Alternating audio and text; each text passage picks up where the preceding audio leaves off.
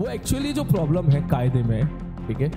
अब कोई एक बच्चा है बेचारा, पहला पेपर दिया उसके 200 नंबर आ रहे हैं, नीट में पता है कि 600 से ज्यादा चाहिए, 600 प्लस मार्क्स चाहिए एमबीबीएस के लिए।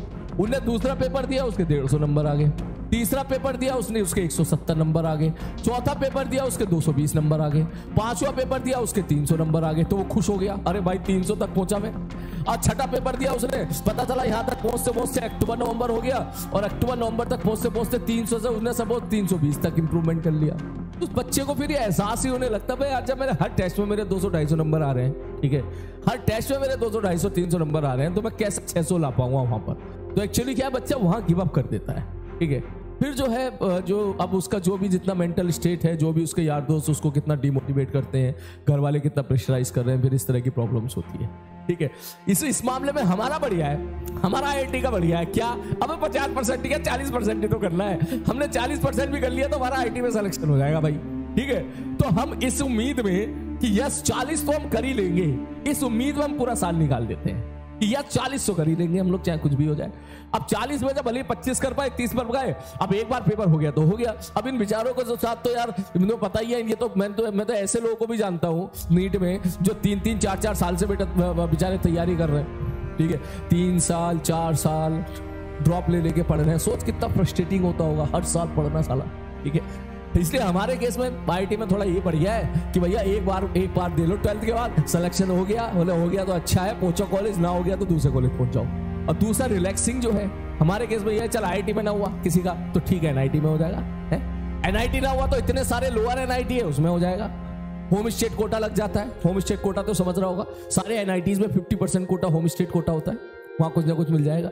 वहां कुछ नहीं मिला तो भाई साहब प्राइवेट कॉलेज काफी अच्छे वहां कुछ ना कुछ मिल जाएगा। अबे गाजियाबाद हो गया, बेंगलोर हो गया, हैदराबाद हो गया, ठीक है, इन साइड के भी, इस तरफ के भी प्राइवेट कॉलेज ठीक ठाक होते हैं। यहाँ अगर तू ठीक ठाक चला गया, CSBS ब्रांच ले ली, तो वहां पे पुणे हो गया, मुंबई हो गया, तो वहां से भी तो प्लेसमेंट उठा ही लेगा, ठीक है। तभी मैं बता रहा हूँ तुम्हारी लाइफ बहुत अच्छी है बेटा। तू अगर बोलता है ना कि डीमोटिवेशन हो रहा है, तो एक बार नीट वाले बच्चों की तरफ देखो, बेचारों की तरफ, कितनी मेहनत करनी पड़ती है उनको, खुद के साथ रोजाना लड़ना पड़ता है।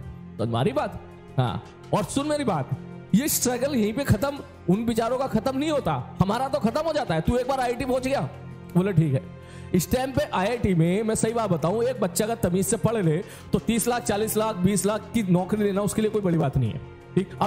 अभी कुछ ही दिन पहले, परसों ही एक लौंडे का मैसेज आया मेरे, ठीक है, वो आईआईटी कानपुर में केमिकल ब्रांच में, ठीक है, आईआईटी कानपुर में केमिकल ब्रांच में है, और अभी उसका 22 लाख का उसका पीपीओ लग गया, रिप्लेसमेंट ऑफर, ठीक है। तो अब उसके बाद मेरे हिसाब से अब एक डिसेंट लाइफ उसकी स्टार्ट हो गई है 4 साल के अंदर ही, ठीक है।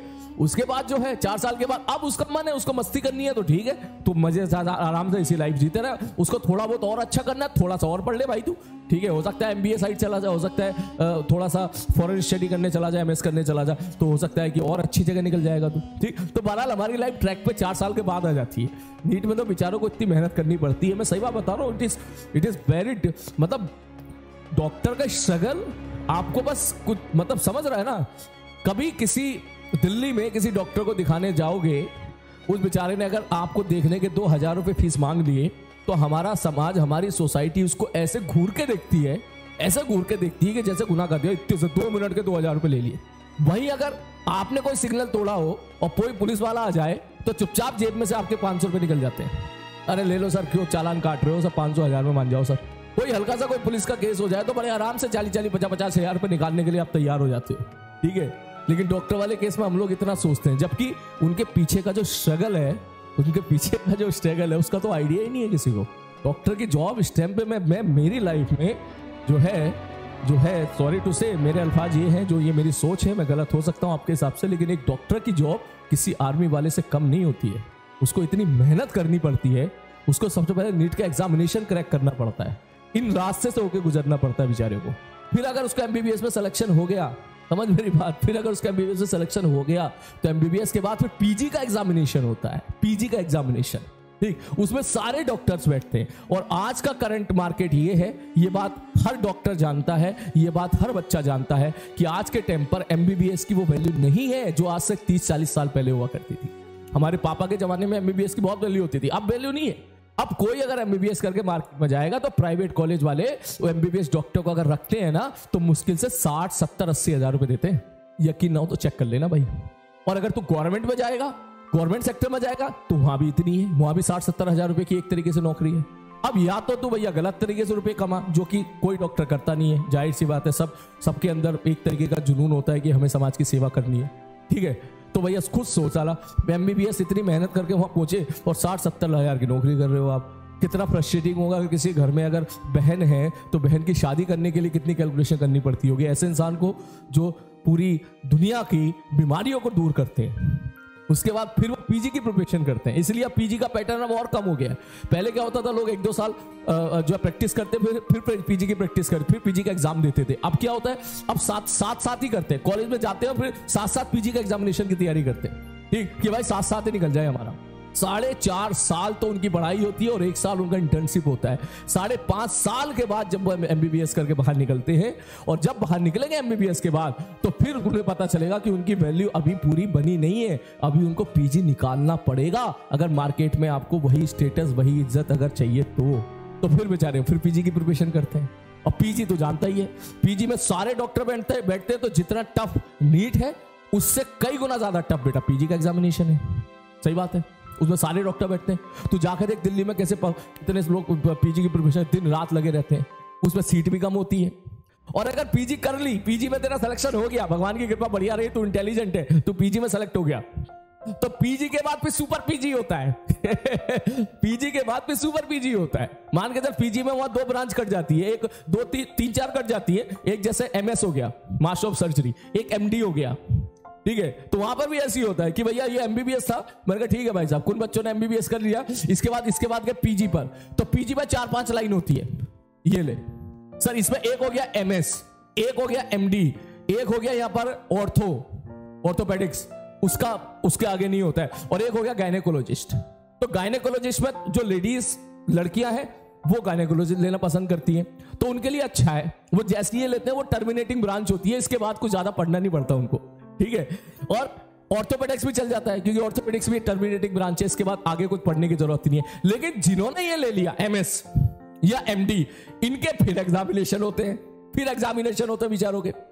जब तूने सुना होगा ना कि ये हार्ट के डॉक्टर हैं, ठीक है, तो बेटा हार्ट के डॉक्टर ऐसे ना बने होंगे, वो पहले उन्होंने एमबीबीएस निकाली होगी, फिर उन्होंने पीजी निकाली होगी, पीजी में उन्होंने एमएस की सीट निकाली होगी, एमएस के बाद फिर एग्जामिनेशन दिया होगा, और फिर आता है कि भैया ये यूरोलॉजी है, ये जो है हार्ट के डॉक्टर हैं। समझ रहा मैं क्या कहना चाह रहा हूं मैं, ठीक है, ये न्यूरो सर्जन है जिसको बोलते हैं एमसीएच। समझ रहा मेरी बात, पीजी के निकालने के बाद, ठीक, फिर उसके बाद होता है कि भैया कोई पथरी का डॉक्टर है, भैया पथरी निकाल रहा है, तो उसको बोलेंगे भाई वो यूरोलॉजी लिया होगा उसने, ठीक है। कोई दिमाग का या कोई इस टाइप का कोई दिमाग का डॉक्टर है तो भाई न्यूरो सर्जन है, तो उसने फिर एमएस के बाद एमसीएच किया होगा, फिर उसका भी एग्जामिनेशन होता है, ठीक है। और यहां तक पहुंच से आदमी की उम्र हो जाती है 30 से 32 साल, ये कंप्लीट होते होते।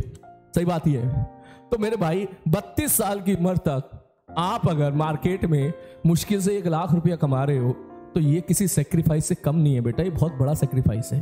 और फिर आप, और हाँ दूसरी चीज, इसमें बॉन्ड और होता है भाई, गवर्नमेंट का बॉन्ड, इसमें बॉन्ड और होता है, गवर्नमेंट ने बॉन्ड और लगा रखा है कि अगर कोई एमएस कर रहा है तो किसी जगह पे तो 10 साल का बॉन्ड है भाई, मतलब 10 साल तक आपको करना है नौकरी वहां पर गवर्नमेंट की। आप प्राइवेट कर लो वो ठीक है, लेकिन गवर्नमेंट की तो करनी ही करनी है, ठीक है। राजस्थान में अभी लगी थी 5 साल की थी, अब शायद हट गई है, नहीं हट गई पता नहीं। इसलिए तो बेचारे वो डॉक्टर भी तो बेचारे परेशान रहते हैं, बोले यार अब तो खुद सोच कितनी बड़ी समाज सेवा है। उसके बाद जब एमएस के बाद फिर जब 2-3 साल उनको एमसीएच करने में लगते हैं, एमसीएच करने के बाद जब वो मार्केट में आते हैं तो उन बेचारों की उम्र हो जाती है कम से कम 36 से 40 के आसपास। अब जब वो 2000 रुपए फीस मांगते हैं तो जनता कहती है डॉक्टर बड़ा खराब है, बड़ा पैसे ले रहा है, बड़ा लूट रहा है। अरे मेरे भाई 15 साल की उम्र से जब उसने एमबीबीएस का सपना देखा था तब से यहां तक वो पढ़ ही रहा है। 15 साल की उम्र से जब उसने एमबीबीएस का सपना देखा होगा ना तो तब से वो यहां तक पढ़ रहा है। वो 35 साल की उम्र तक 20 साल से, तो भैया उसकी मेहनत को तुम क्यों इस चीज को लेके जो है, समझ रहे मैं क्या कहना चाह रहा हूं। मैं रोस्ट नहीं कर रहा हूं बेटा, मैं रेस्पेक्ट कर रहा हूं, इसलिए मैं आपको बोल रहा हूं सबको कि कोई बच्चा सच में नीट की प्रिपरेशन कर रहा है या कोई बच्चा कोई डॉक्टर बन गया है बढ़िया, ठीक है, आप उसके दिल से रेस्पेक्ट करो क्योंकि उसने सच में बहुत बड़ा सेक्रीफाइस किया होता है। फैमिली लाइफ जीरो होती है, जीरो फैमिली लाइफ होती है। किसी भी टाइम इमरजेंसी से कॉल आ गया तो भैया जाना पड़ेगा। सुबह से शाम तक उसने 10-15 केस देख लिए, एक महीने में उसने सपोज 100 केस देख लिए, तो 99 केस उसके अच्छे चले गए। वो मरीज जो भी आते हैं वो सब भूल जाते हैं ठीक होने के बाद। लेकिन अगर गलती से किसी डॉक्टर से एक केस बिगड़ जाए जिसमें उसकी गलती ना भी हो, कोई भगवान ने ही लिख दिया हो कि भाई इसको तो अब बुलाना ही है मुझे अपने पास, तो वो सारा ब्लेम अल्टीमेटली फिर उसको ही अपने सर पे ढोना पड़ता है। इट नॉट इजी, बहुत बहुत मुश्किल, चैलेंजिंग, समझ रहा है ना? हाँ, तो तुम सबको रेस्पेक्ट करनी चाहिए, not only for the doctors. NEET की जो प्रिपरेशन कर रहे हैं उनकी भी करनी चाहिए, क्योंकि सोचो उन्होंने कितना बड़ा बीड़ा उठाया है, कितना बड़ा बीड़ा उठाया। ठीक है, मैं तो दिल से सैल्यूट करता हूँ भाई डॉक्टर को। मुझे कुछ थोड़ी सी भी बीमारी हुई, कोई डॉक्टर मुझे बोलता है ना कि सर इतने रुपए हुए, ठीक है सर इतना, मैं उससे एक सवाल पूछता ही नहीं हूं कि कम कर दो। मैं कहता हूं जी आप बताइए कितना देना है, मैं अपने खर्चे कहीं और कम कर लूंगा भाई, अपने खर्चे कहीं और कम कर लूंगा। लेकिन क्योंकि मुझे पता है कि यहां तक पहुंचने में ये रास्ता उसने कितना ट्रेवल किया होगा, क्या किस लेवल की मेहनत उसने दिन रात की होगी, उसके भी अपने सपने होंगे जब उसकी उम्र 25 साल होगी। और तुम्हारे जैसे नालायक आईआईटी वाले यहां पर गाड़ियां खरीद के घूम रहे होंगे, बढ़िया बढ़िया फॉरेन ट्रिप मार रहे होंगे, वो बेचारा तो फॉरेन ट्रिप पे भी नहीं जा सकता। ठीक है, इतना ज्यादा नहीं जा सकता, क्योंकि भैया यहाँ तो जिंदगी मौत का सवाल होता है ना। हमारे केस में क्या है, एक सॉफ्टवेयर नहीं चला तो साला नहीं चला, दूसरा बना लिया है। हमारे केस में किसी जान नहीं जाती है, वहां पे तो भाई बेचारे वो लोग तो पूरी हेल्थ के साथ जो है लगे रहते हैं।